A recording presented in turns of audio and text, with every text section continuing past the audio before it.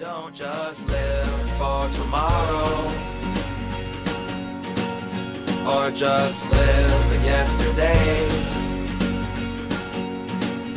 Just be glad for all you have that's in today. And though you've come through many obstacles. Hey everyone, Connie here, and welcome to my blind reaction to episode 1 of Kill la Kill. This is our new poll series for the time being. When we put this on hold or drop it or finish it, whatever comes first, we'll go back to Tiger and Bunny. But for now, we are taking a break from Tiger and Bunny and checking this out.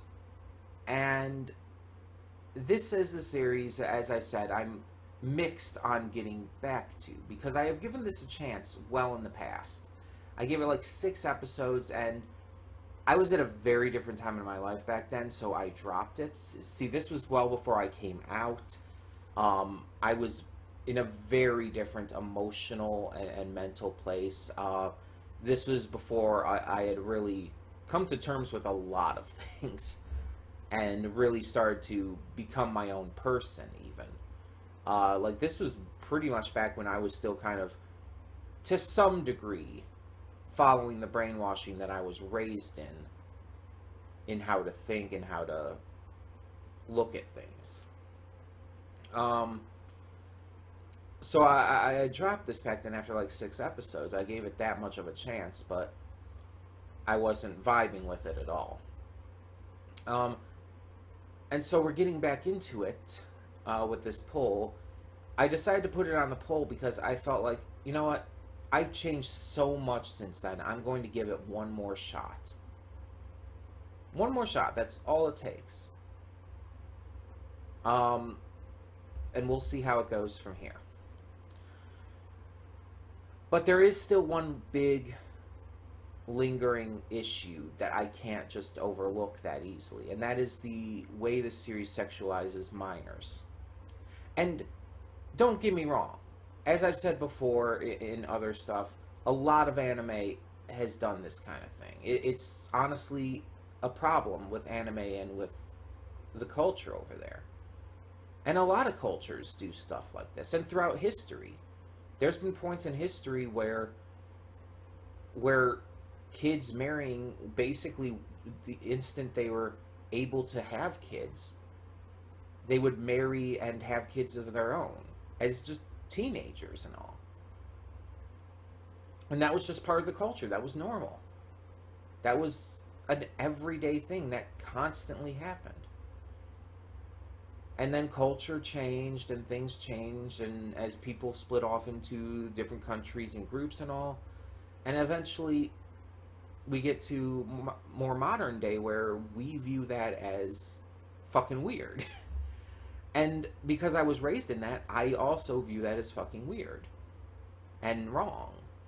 And it's not even just a way I was raised situation, but even from a moral and ethical standpoint, it just feels bad to me to sexualize children, or for kids to, you know, be super sexualized in any regard. I mean, obviously, like, teenagers experiment with that stuff and everything a lot of times. And if they're going to be safe about it, I'm not going to tell them they can't. In fact, sometimes it's actually healthier to do so. But that doesn't mean we as adults should sexualize children, because that's just fucking gross. We should not be sexualizing children, looking at children in that way in any way. Even if they're like 16, 17 years old, it's still fucking gross. If they're adults, fine, whatever. But if they're still underage, then So that is still a lingering issue for me here. And I'm gonna try to get through it and just ignore that aspect of this. I'm gonna try to just view this as like, this is clearly not an anime that's trying to be taken too seriously. Like, it has a message it's trying to tell about shame and the way you let others view yourself and shit like that. But it's clearly also not trying to be taken too seriously, considering the kind of shit it shows in it. I mean, you have people fighting with giant scissor blades, you have alien bullshit, you have all kinds of weird crap that it's like, it's anime. So it's like, yeah. You probably shouldn't take it too seriously. You know what I mean? But we'll give it a shot, we'll give it a chance, and hopefully that just doesn't end up being too much for me. But this is something that I definitely do want to try again, because as I said, I was in a much different place back then. Buzz. My phone went off. I was in a much different place back then when I first checked the series out. And maybe outside of that one issue, the rest of the series might have actually grown on me in terms of quality and just overall humor and whatnot. Stuff like that. We'll have to see. Because it wasn't even just the sexualization thing that made me drop it last time. It was all that other stuff. I just was not into the series. But there are a few things I know going into this, even from past where I went, or where I got to. There are some plot points, and even major plot points that I know. I'm not going to say what they are, obviously, but I do know them. So they won't be a surprise to me or anything. And I'll let you know what those are when they come up, obviously. So there are a few major plot points and stuff like that that I know ahead of time. I don't know the details surrounding them or exactly when they happen or anything. I just know they exist because internet, basically. I never really planned to get back to the show initially, so I had heard stuff all over the internet about it and about what happens and all. And again, it's just a few little details here and there. I don't have the context for them or anything, but still. I'm excited for the music in this because I know the music slaps pretty hard. The animation, there's some great Sakuga in here, so I'm definitely okay with that. It's mostly just the humor and story and characters and all that I had a problem with last time, and the sexualization aspect. But we'll see how it's done. We'll see. And again, I'll try to just get through it, not focusing too much on the sexualization aspect, because if I do focus too much, it's going to ruin it for me right away. So yeah. This is going to be an interesting experience. I almost tried to change what I was saying to experiment, but that also sounded weird in my head when I was starting to say it, so this is going to be an interesting experience to see how things have truly changed with my tastes and interests over the years, and see if the series outside of the sexualization is more my speed nowadays. And I've seen other Trigger stuff and all of that. This company puts out some interesting things. I'm very mixed on the company, honestly, but we'll see. We'll give it a chance. We'll give it a fair chance too. I'm not just gonna drop this after like 1 or 2 episodes. I want to give it a fair shot, because one, it's a poll series, and I put it on here basically to give another shot to. So I want to make it fair. But also, it's a series that, since I dropped in the past, I want to make sure I at least try here to give it a fair chance. I don't know how many episodes that'll end up being, but we'll see. But it won't be just like 1 or 2. So we'll see how it goes. I'm hoping for the best. Yeah. And hopefully I end up at least enjoying it enough to get through it. So let's get this going and see what we have in store. So when the screen fades to black, pause this redirect and go to the description below. Follow the link to the reaction, and after you watch it, come back here to the redirect and resume play. Because after it fades to black and it fades back in, Everything from that point forward will be my afterthoughts and will contain spoilers to the episode. So, with that being said, thank you so much for tuning in, and I will see you at the reaction. And we are back, and we'll begin with spoilers in 3, 2, 1, now. So I looked up the voice cast, because I wanted to know if I was right about Gamagori being J. Michael Tatum, but I was wrong. I thought it was J. Michael Tatum just, like, I don't know, screaming and doing a loud voice and everything. It's actually Patrick Sates, which, yeah, I can very much hear a lot more now.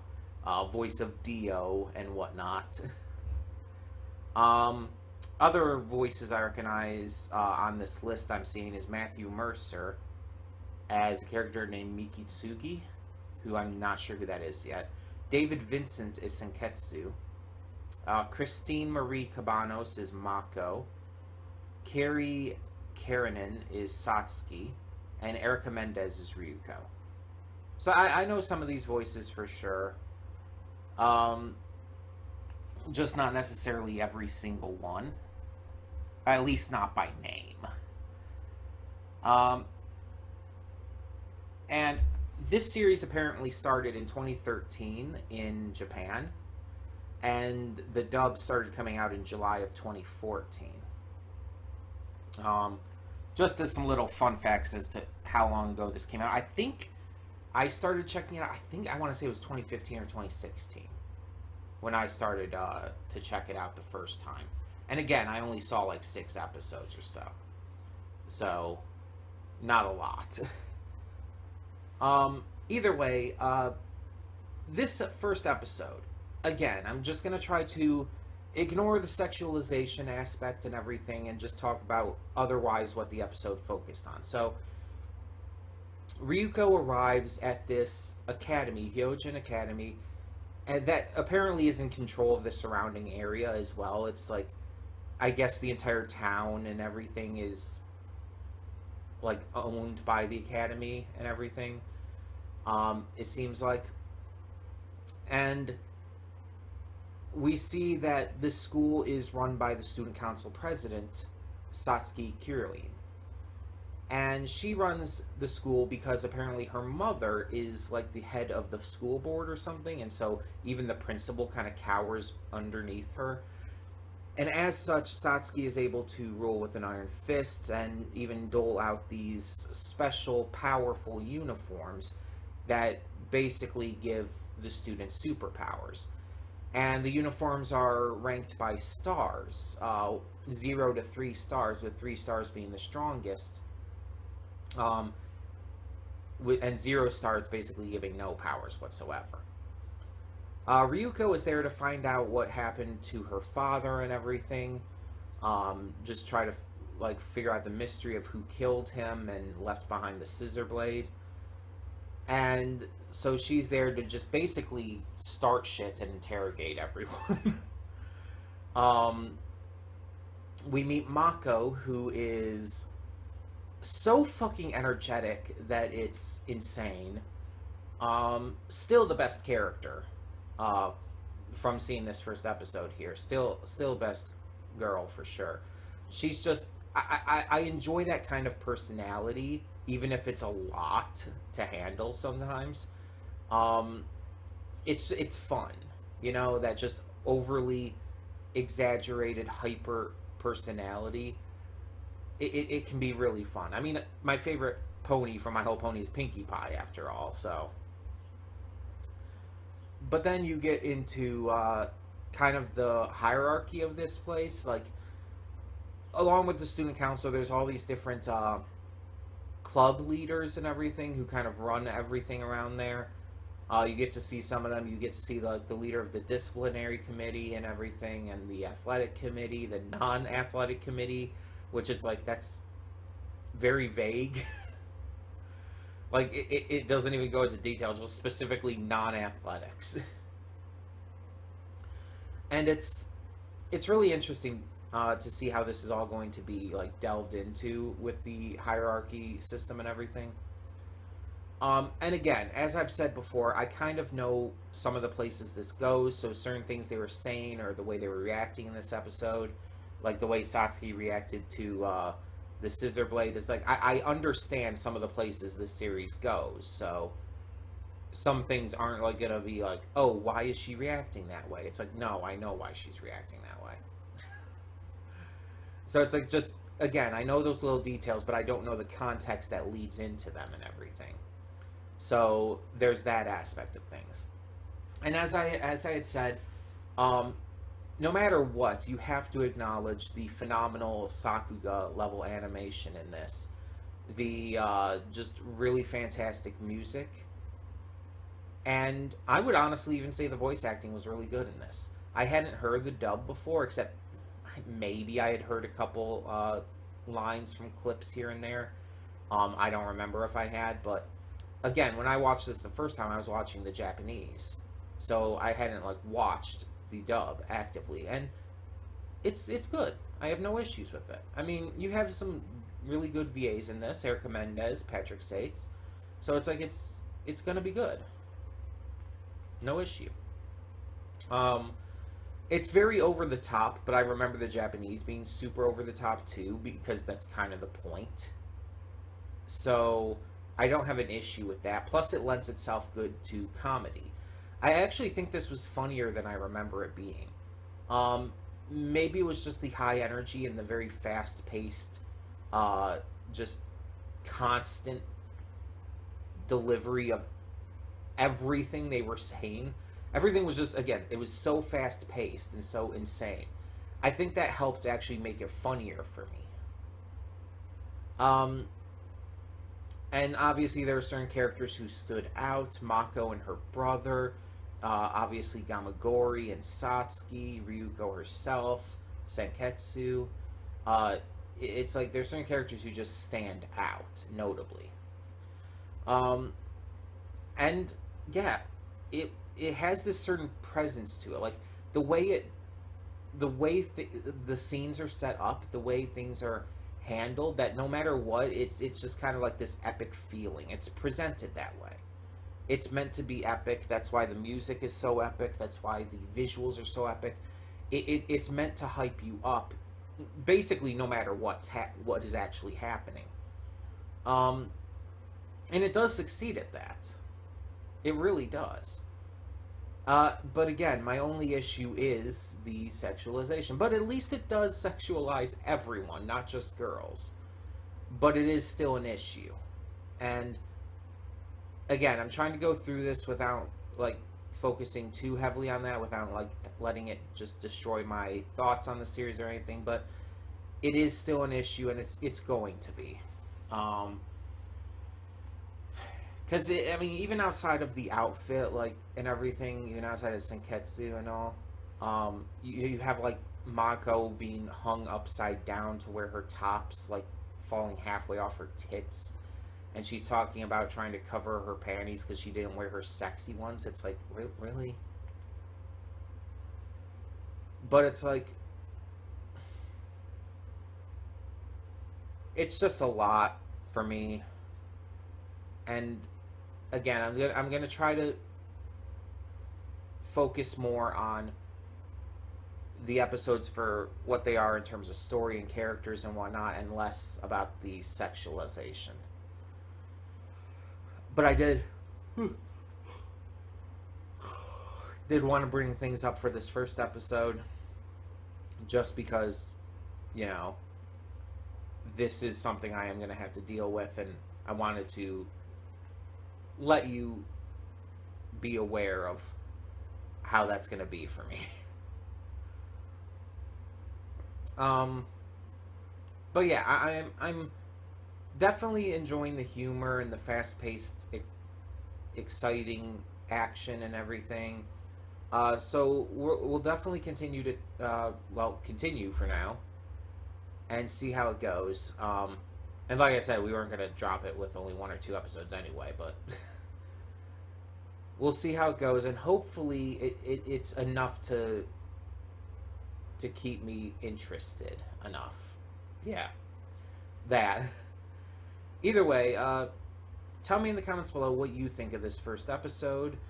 And obviously, even though I know certain things going forward, just no spoilers.